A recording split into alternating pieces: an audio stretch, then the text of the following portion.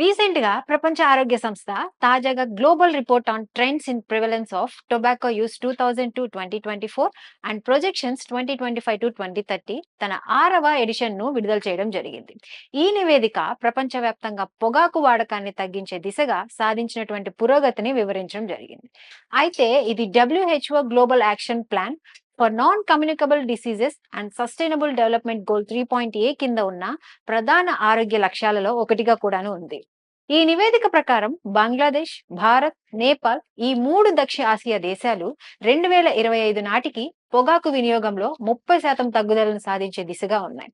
అయితే భూటాన్, ఉత్తర Korea, Maldives, Myanmar, Sri Lanka and Thailand దేశాల్లో కూడా తగ్గుదల అనేది కనిపిస్తుంది, కానీ నెమ్మదిగా అనేది కొనసాగుతూ ఉంది. ప్రపంచవ్యాప్తంగా 2000లో 1.38 బిలియన్ మంది పొగాకు వినియోగదారులు ఉండగా అది 2024 నాటికి 1.2 బిలియన్ కి తగ్గడం జరిగింది. 2025 నాటికి మరో 128 మిలియన్లు తగ్గి మొత్తం 27% తగ్గుదల నమోదవుతోందని ఈ నివేదిక చెబుతోంది. అయితే ఇది 30% గ్లోబల్ లక్ష్యానికి కొద్దిగా తక్కువ.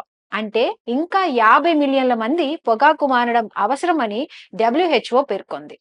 ప్రపంచవ్యాప్తంగా 80% కంటే ఎక్కువ పొగాకు వినియోగదారులు పురుషులు ఉన్నారు.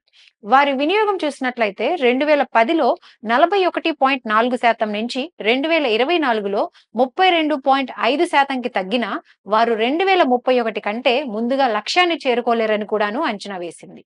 ఇక మహిళలు వేగంగా పురోగతిని సాధించడంతో పాటు 30% తగ్గుదల లక్ష్యాన్ని 5 సంవత్సరాల కంటే ముందుగానే చేరుకున్నారు. వారి వినియోగం అనేది 11% నుంచి 6.6%కి పడిపోయింది.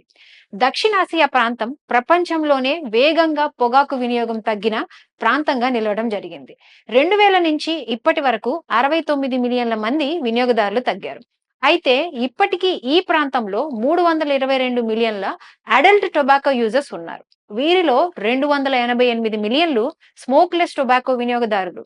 అంటే ప్రపంచం మొత్తం వినియోగదారులో దాదాపు 4వ వంతు అన్నమాట. మొదటిసారిగా WHO ఈ సిగరెట్స్ మరియు వేపింగ్ వాడకంపై కూడాను డేటాను చేర్చడం జరిగింది.